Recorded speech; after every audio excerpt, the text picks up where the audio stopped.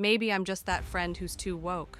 But honestly, I don't understand how everyone decided that mocking Cynthia Erivo is the new national sport. Ever since that incident in Singapore, where a man jumped the barricade and grabbed Ariana Grande on the red carpet, the internet has turned the entire situation into a comedy skit. Men put on wigs, exaggerate Cynthia's expressions, mimic her emotions, and act like the whole thing is a punchline. It's strange how quickly a moment of real danger became a meme format. Because here's the part people keep glossing over. What happened in Singapore wasn't lighthearted or funny. A man rushed forward and grabbed Ariana directly in front of the cameras. It wasn't staged. It wasn't exaggerated. It wasn't a silly misunderstanding.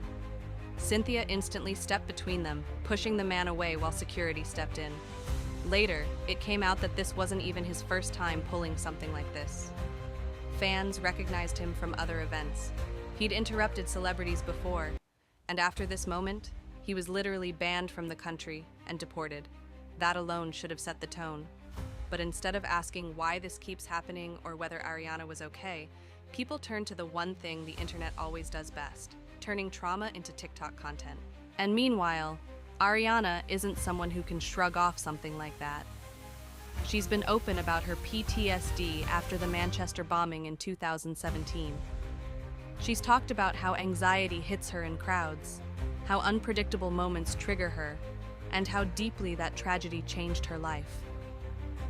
Anyone who understands even the surface of her story should have recognized immediately that this wasn't just some awkward red carpet interaction. It was a moment that could have pulled her right back into memories she spent years trying to manage. But instead of compassion, the internet served jokes. The fan who tackled her got turned into a character. Cynthia got turned into a caricature. And the real emotional weight got ignored. But honestly, the Singapore moment didn't come out of nowhere. The internet was already primed to pick apart Ariana and Cynthia because the Wicked Press Tour has been one of the most emotionally intense movie promotions people have seen in years. Everywhere they went, the two were practically glued to each other. They held hands walking onto stages. They linked arms during interviews. Ariana adjusted Cynthia's nails, jewelry, necklaces, little gestures that fans slowed down into microanalysis. There was one clip where a helicopter flew overhead, and both of them flinched at exactly the same time.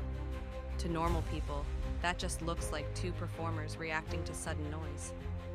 But to the internet, it somehow became a sign of something being wrong.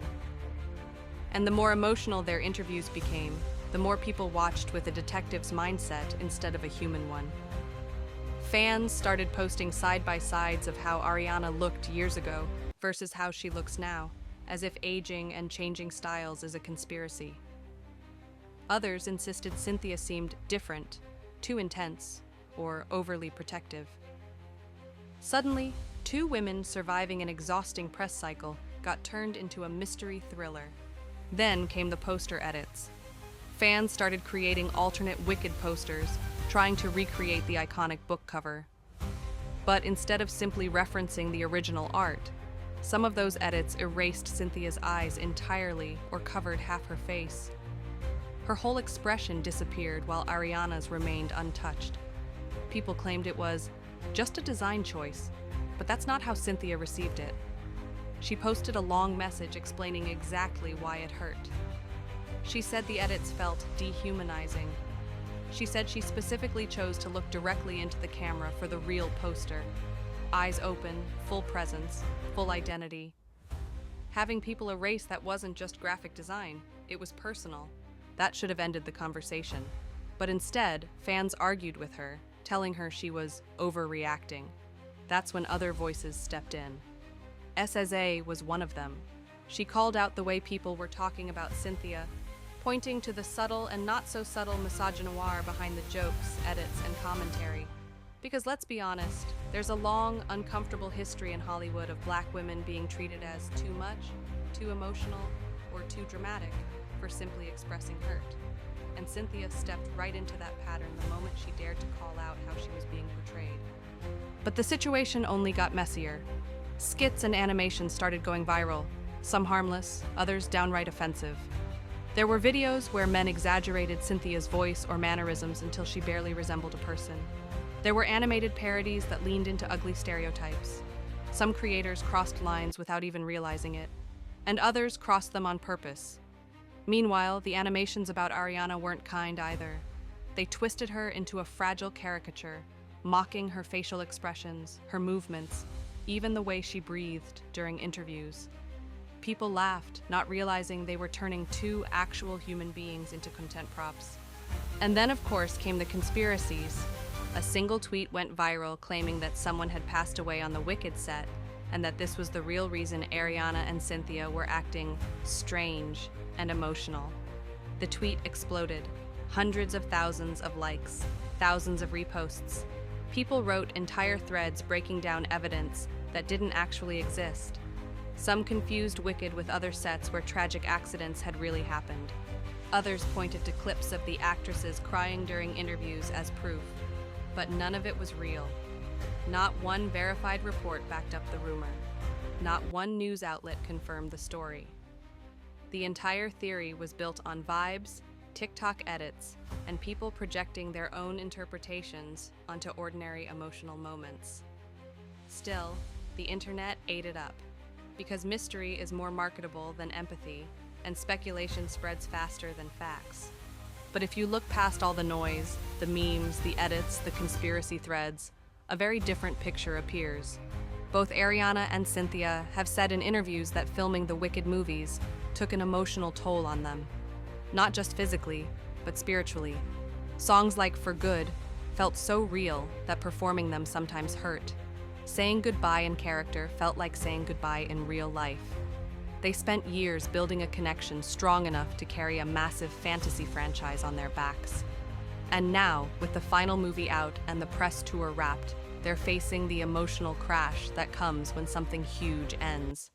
For Ariana, that crash doesn't come in a vacuum. She's lived through more grief than most pop stars ever will. She's been mocked, picked apart, praised, canceled, loved, hated, and analyzed every second of her career. She's grown up in public. Every change to her face, style, weight, or voice becomes a trending topic. That kind of scrutiny doesn't just exhaust you, it reshapes you. It teaches you to rely on the few people who make you feel safe. So if she's clinging to Cynthia in interviews or skipping appearances without her, maybe it's not codependence. Maybe it's comfort. Maybe it's the only way she gets through the day. For Cynthia, stepping into Elphaba, a role beloved by millions, came with tremendous pressure. She faced criticism before people even saw her perform. She faced microaggressions disguised as jokes. She faced edits erasing her face. She faced the weight of knowing that no matter how well she performed, someone online would have something to say. But she did it anyway. She showed up. She carried herself with power. She protected her co-star when someone crossed a boundary. And instead of celebrating that strength, parts of the internet turned her into a meme. If anything looks strange here, it's not Ariana and Cynthia's behavior. It's ours. Why is it so easy to mock a black woman for setting boundaries? Why is it entertaining to dissect a pop star's face like it's a lab project? Why do people jump to wild theories instead of accepting that actors get emotional after years of intense work? When did we replace empathy with content? Because the truth is, none of the online theories explain what we're actually seeing. What we're seeing are two women who went through something big together, something exhausting, something meaningful, something that took parts of them they may never get back. And now, as they move into separate chapters of their lives, the closeness you're seeing might simply be grief. Maybe Ariana isn't acting weird. Maybe she's mourning the end of something that held her together during one of the hardest eras of her life. Maybe Cynthia isn't too dramatic. Maybe she's tired of being reduced to a joke after carrying a role she poured her soul into. Maybe the emotional interviews aren't hints of tragedy, but echoes of their own humanity, raw, unscripted, unpolished. And maybe, just maybe, the real problem isn't whatever people think happened on the Wicked set.